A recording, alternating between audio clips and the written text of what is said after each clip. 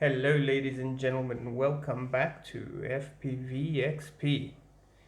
So here it is, the ImpulseRC Reverb, my new favorite frame. I actually like it so much. This is my third one, and there'll probably be a fourth. Great frame, love the ease of build, love the quality, had an absolute blast with this frame. I'm liking the stuff that ImpulseRC is doing these days, so I'm going to build this one. I've built some before, as you can see. ImpulseRC Reverb, ImpulseRC Reverb. I call these two the twins. I use them for testing stuff. I love this frame. Totally amazing. And since I like it so much, I thought I'd do a build and show everybody how to get them together, because there's one or two little tricks that might be handy for you guys. So if you're interested, keep watching. Boom! And just like magic, it was all set out before your eyes. So this is what's in the package, ladies and gentlemen. I have it laid out for a quick and swift build, and probably the easiest way just to detail what you get. As you can see, some files, some tubes for your receiver aerials, your legs, your frame, the body, the top plate, a sponge for your battery, all the various standoffs and screws, side plates for the camera mounting. I'm going to start putting this together, and I'll probably fast forward through bits and bobs here and there, because let's just face it, I'm not going to waste your entire life watching me screw in a couple of standoffs. So usually where I begin is right here, because on this piece here you have to take these bad boys, which are like slightly recessed and they have a grit to them, and they're gonna go into these wider holes that you can see here. Now the carbon is machined in such a way that these need to be forced in, and that's actually fantastic. I would say it would be awesome if they actually came in there, but I can imagine that would cause a load of work, and so that's why they haven't done it. But they do give you one extra screw and a couple of these washers so that you don't scratch your carbon when you are doing this.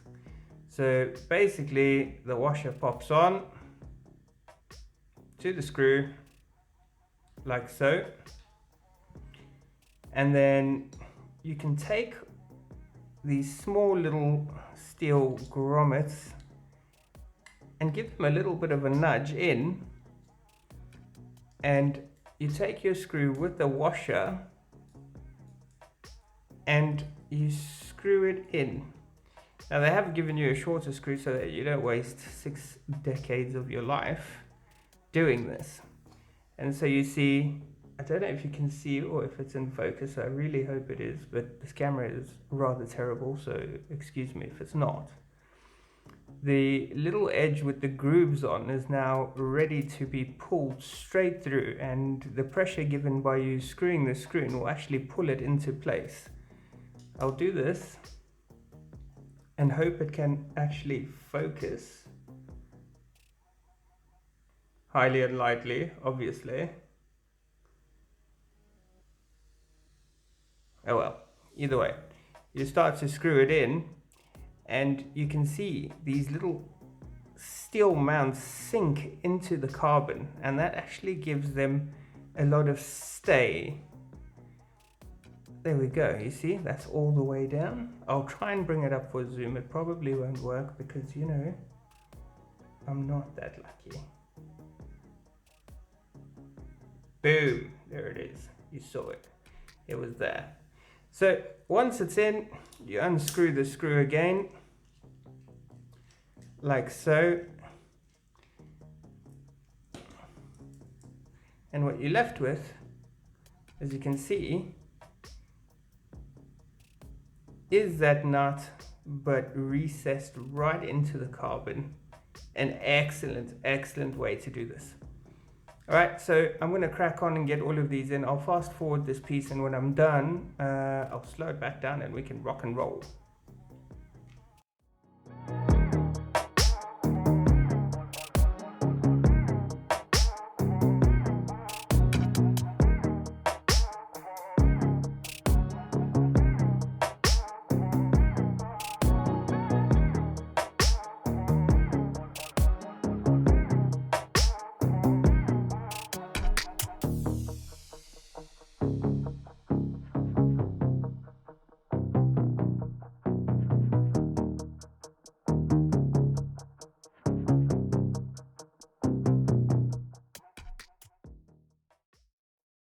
Boom. And there we have it, ladies and gentlemen. Just like that. They're all sunk in. Really great thing. I mean, I do wish it would come that way, but that would probably need 8,000 people screwing in 8 screws 75 million times, 65,000 times a day. And when that was done, then finally, indeed, you would have what you needed. So, this being the front, this being the back, this is going to go like this. Now, I'm going to share a secret with you, and don't kill me, Impulse Reverb, or ImpulseRC, because a lot of people, and the way this is supposed to be built is that it goes this way with the legs in between. I actually found that I really enjoy mounting my ESCs on these pieces that you see here. So I did a bit of a cheat, which, you know, structurally it may compromise it, but you know, that's just the way I choose to rock and roll. I turn it this way around so that it's completely flat. And what that does is it gives me the ability to mount my ESCs on those corners, as you can see here. So you see my ESCs are mounted on that, my ESCs are mounted on that, my ESCs are mounted on there. And basically the only thing that keeps this particular plate in place, and it is the back plate, is the recesses that we've just put in. But it does in fact afford you the space to mount your ESCs exactly where you want. And I found that having all the weight of the ESCs, even if it's just a tiny bit closer to the center of the frame, actually gives me better flight and keeps the ESC out of the way of a prop strike. So ImpulseRC, if you are listening, this is a fantastic idea, but I mounted the wrong way around just for the sheer simplicity of being able to mount my ESCs there. Saves my poor ESCs from prop strikes and keeps my weight more centered, because the more weight you have on the outer edges, the harder your PIDs have to work to correct your quad, especially in a quick roll, or, you know. So the next step, obviously, ladies and gentlemen, I'm going to build this one the right way. And FYI, this is going to be my first KISS build. I'm very excited. And I can't actually tell you how excited I am, because yeah, it's off the charts. Now, you have 4 bolts here that are slightly longer than the other 4. The 4 longer bolts will go into the center holes. And that's so that they protrude a little bit, and then you can put your standoffs, which are very good standoffs that they've included. They're insulated, so you won't get any current passing through. It's good grounding. You won't have any ground issues with your frame if you do ever suffer from that sort of thing, or have in fact been caught out by it. This will not let the current pass from your board to your frame. It gives good insulation, and I'm all for good insulation. Now you do get all of these. You can see all of them here. Your bolts actually slide through them. You don't have to use them. I know a lot of people don't use them. I use them just because they look sexy, and I like my things to look sexy. The sexier the better. See? So like that. And they go in just like so. Now usually I have a sheet of cardboard or a sheet of paper because it is a requirement that you turn this thing around at the end of the day. Sorry, I did say I was going to put the long ones on the inside. Like so. Like so. Like so. And like so. The tricky bit is when you actually want to turn it around. That's where I usually have a piece of cardboard that saves me, because you've got to turn it around in order to get the legs all sorted. Now, that's just the trick and the way I rock and roll. Not everybody rock and rolls the way I do. But you'll see from the simplicity of this frame, I do love a good simple design. You know, some of the most simple things in design are usually the ones that fare best. So as you can see, I've got them all in there. I will lift it up, and usually what I have is a piece of cardboard that I put there. I have found that ImpulseRC's business card actually works a charm, because you can put it on there, you can turn this upside down, bit fiddly, and put it back down, like so. Thank you very much for the business card, ImpulseRC. I love the Reverb. It's a freaking amazing quad. Well, freaking amazing frame. I love, love, love, love, love it. I can tell you though, that I was on the way to work. Oh, and by the way, this, I mean, I don't think you need a genius to figure out that the arms are gonna go in just like this.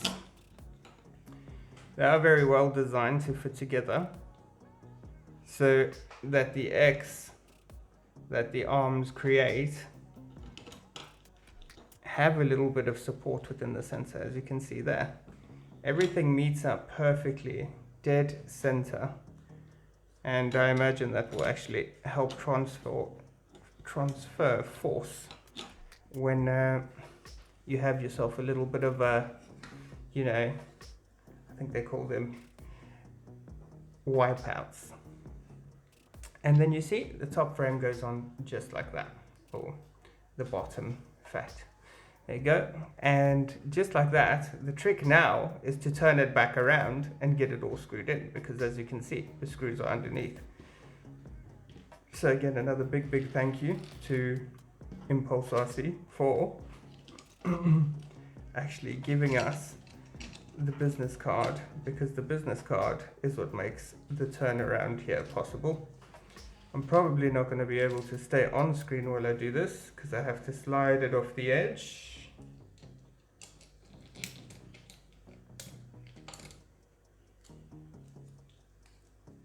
There we go.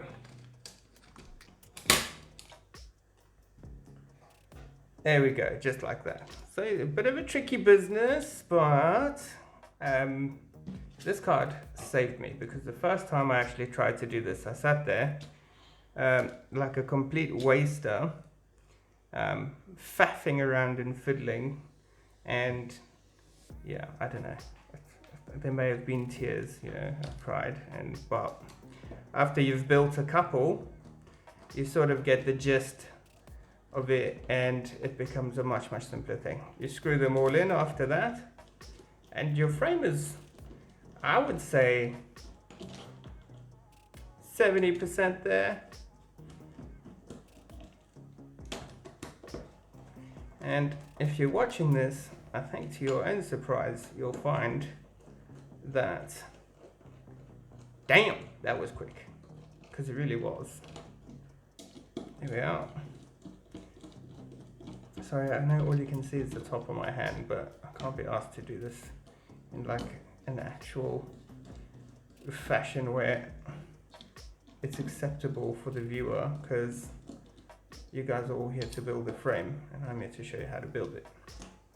Boom, done, just like that. What do you think?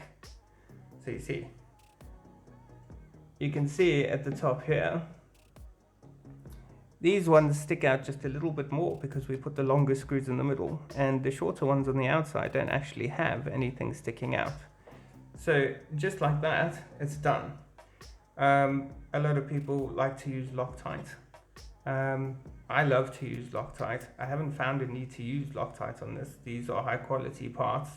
You can see that these bolts over here, I think they're not just your average run-of-the-mill material. They seem to be, maybe they're titanium or something. I haven't actually read the interesting part though is that my first reverb I actually bought had all 8 bolts in the titanium fashion, but the 2 subsequent reverbs I've built don't have it.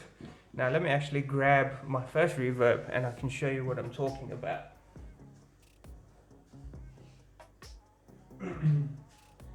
So this is the first reverb I built. If you have a look underneath, you can see all of the bolts do in fact have that beautiful sheen. But the subsequent frames that I bought, this being the second, you can have a look and you can see that only the center 4. I don't know if that's a cost cutting exercise or if people don't care or if people haven't noticed, but I tend to prefer getting titanium bolts when I'm paying premium because ImpulseRC frames are not cheap. They're just not, and at the end of the day, let's face it, carbon isn't the most expensive thing in the world, right? So cutting down costs by including those bolts is slightly disturbing. That's my one moan, and of course having these set in a fashion where I can actually lay my ESC on top if I build the frame the way it's supposed to be built. So that's where we are right now. These 2 bad boys go in the sides like that. You get 3 tall standoffs, one for this side, one for this side, one for this side, and you get 4 short ones for the back. All the screws are here, as you can see. I shall pick them out. You know, I'm sitting here and I'm building this, and it's running through the back of my mind still. Because this is a tiny channel, nobody knows if ImpulseRC is ever going to watch this.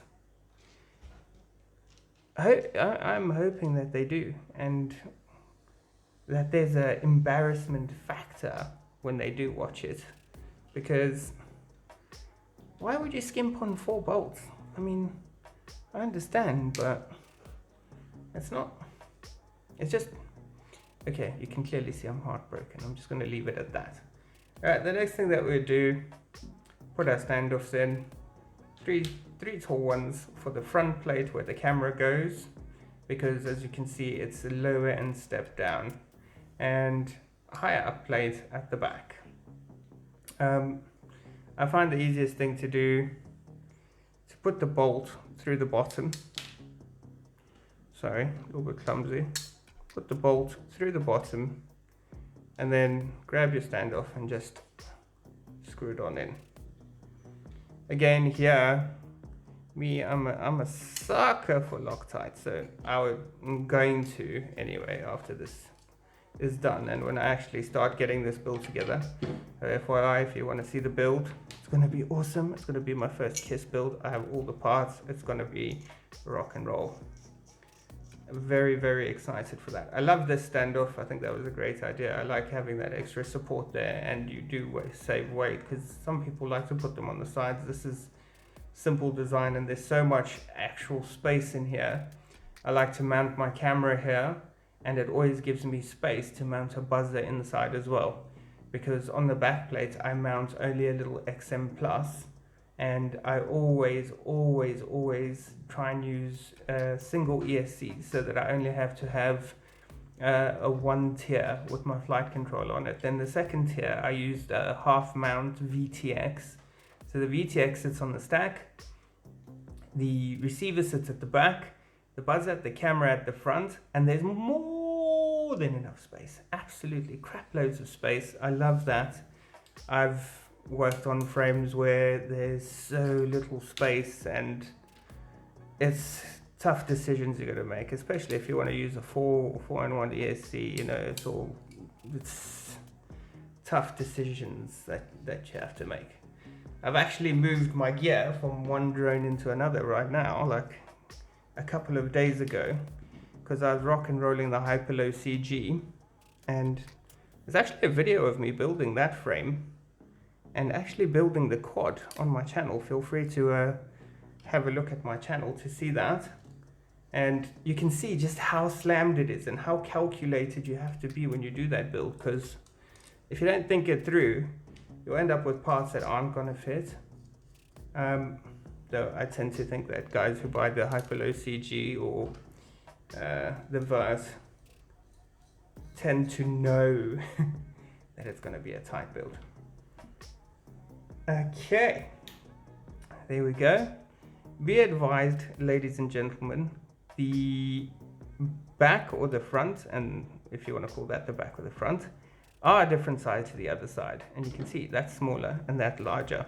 So I sat wasting my life for like 6 decades actually trying to get it in and fit when it was the complete wrong way around, which makes me a tool and affords you guys a laugh. There it is. Got the side plates in and we're just about done. Pop this bad boy on just like that. I can't believe this video was so quick. It was absolutely spectacular. I love a good quick video. I love a good quick video. Boom. Get your sponge. Have a look at this, ladies and gentlemen. Boom. And there you have it. One frame built. How long did that take? That was really quick. Again, shout out to guys at ImpulseRC. I love this frame. It was, you know, it's great. I love the recess for the camera. I love the recess for the aerial at the back, and I love how they've used the drop plate at the front to give you space. It's brilliant.